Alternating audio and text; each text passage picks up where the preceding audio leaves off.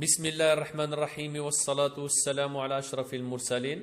تعرفنا في الفيديو السابق أنواع الجمل وبالضبط الجملة الاستفهامية أو لافراز انتيغوغاتيف، والآن سوف نتعرف النوع الثاني وهو لافراز ديكلاراتيف أو الجملة التقريرية.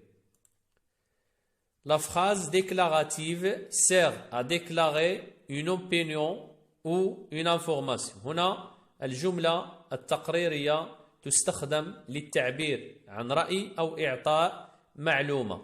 Elle se termine toujours par un point. هنا هذه الجملة تنتهي دائما بنقطة، أي ليس لدينا هنا أي استفهام أو أي تعجب، فقط جملة عادية تنتهي بنقطة. الآن سوف نتعرف كيفية إبداء رأي في هذا النوع من الجملة أو déclarer une opinion. نقول مثلا Je pense que Maradona est le meilleur joueur du siècle.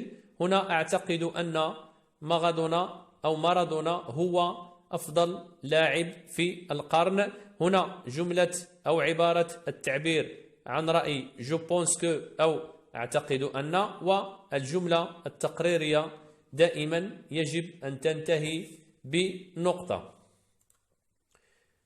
Déclarer une information أو إعطاء معلومة، نفس الشيء هنا يمكن أن نعطي معلومة ما أو إفادة ما. مثلا La Russie est le plus grand pays du monde، أو روسيا هي أكبر بلد في العالم. هنا نعطي معلومة، ويجب دائما أن تنتهي لافراز ديكلاراتيف أو الجملة التقريرية بنقطة.